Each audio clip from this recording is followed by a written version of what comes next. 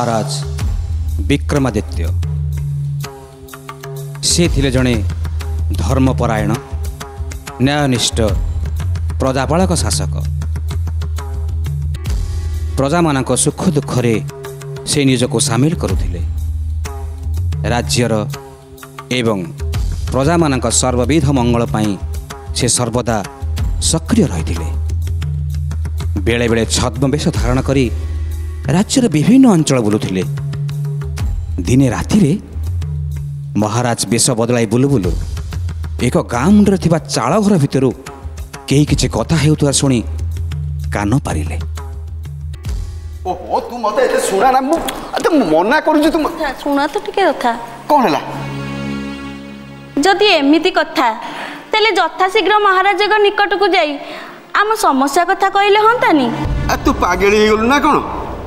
अरे आम भल पाई आमे महाराज को विपद मुह को ठेली दबा नाइ हे परिबो ने। मु ए कथा रे जमा राजी न, तू मते से कथा किछ कहना। कौन से मानकर समस्या को समस्यार समाधान पाई से माने मोर सहयोग लोड़ुछन्ते। कौन पे ब्राह्मणता स्त्री कथा रखिया कुंठा प्रकाश करूछ ना। मत भीतर जाए सब कथा बुझे पड़ो।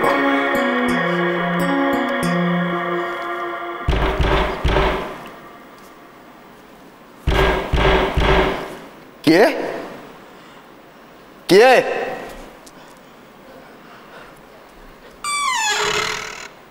किए आपण मु कौन मु किए पचार परा। मु राजा विक्रमादित्य। महाराज महाराज क्षमा महाराज। रात्र भ्रमण समय मु तुमर सब कथा स्पष्ट शुणी। कुह प्रकृत कथा कौन मत खोली कर कुह। महाराज अरे कुह। अरे डर नहीं, तुम किसी अपराध करना। कुह को कथा पाई तुम एत चिंतित? तुम स्त्री को कथा रखा तुम कुंठा प्रकाश कर। अरे कुह महाराज आम विवाहर 12 वर्ष बीती जाइथिले भी आमे निसंतान। गोटे संतान पाई मो स्त्री केते ओषा केते व्रत केते यज्ञ केते होम करिछ, हेले किछि फल पाइनी। संतान हेबा न हेबा तो भाग्यर कथा। हेले एथि सहित मोर संपर्क कौन? सेही तो चिंता महाराज, सेही तो चिंता। केमिति केमिति हम स्वार्थ पाई आपण को विपद मुह को ठेली दबु। नहीं महाराज नहीं। प्रकृत कथा कौन मत खोली कर कुह। मु चेष्टा करी तुमको साहाय्य करिया पाई। कुह महाराज मो स्त्री गोटे अद्भुत स्वप्न देखिला। स्वप्न? कि स्वप्न? हाँ महाराज स्वप्न, अद्भुत स्वप्न।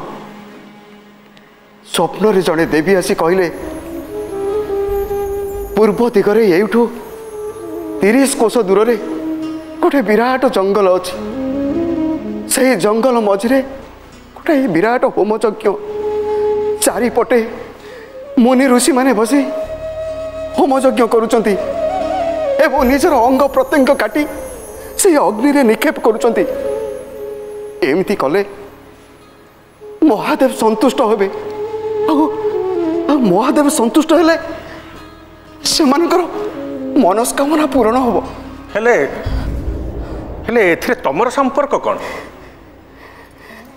देवी मते कहले कई सज्जन आसी किसी साधु सहित मिसी निजर अंग काटी अग्निकुंड रे निक्षेप करिवे और शिव को वर मागिबे जे मोर संतान हेउ ताहले मु निश्चित भाव रे मातृत्व लाभ करिवि।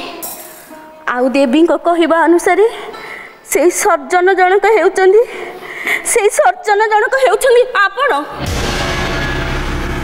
आपण को बिना कहीं ए असाध्य को साधन करि परिबे नहीं। सेही लगी आज्ञा मो स्त्री की मु तागिद करुली। अरे आम महाराज को विपद को ठेली दे आम खुशी रहा नाई महाराज नाई नाई महाराज जदि मोर एभली कार्य तुम्हें संतान संभव हो पार ताले मु कथार राजी महाराज महाराज तुम्हें निश्चिंत रह आराम रे जाई सोई पड़ महाराज काली सकाळ मु विषय चिंता करी जहा करिया कथा करी महाराज महाराज महाराज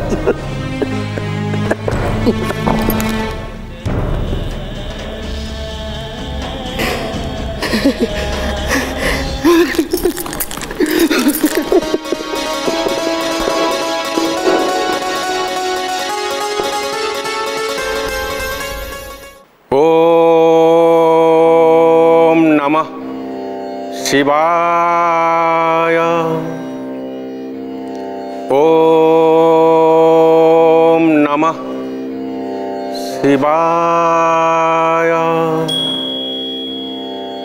ओम नमः शिवाय ओम नमः शिवाय। वत्स विक्रमादित्य मु तम प्रार्थना रे संतुष्ट माग की वर मागुछ मते नाग प्रभु प्रभु आपण आसीछन्ते प्रभु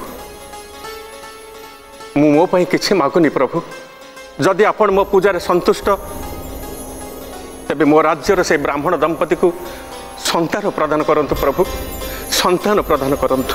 धन्य धन्य तुमे राजा विक्रमादित्य तम परी परोपकारी निस्वार्थपर प्रजावत्सल शासक ए धरावक्षरे आउ केही नाही।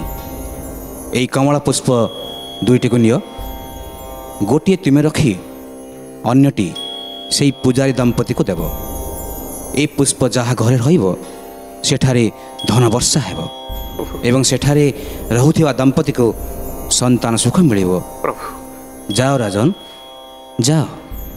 धन्य प्रभु धन्य धन्य प्रभु धन्य।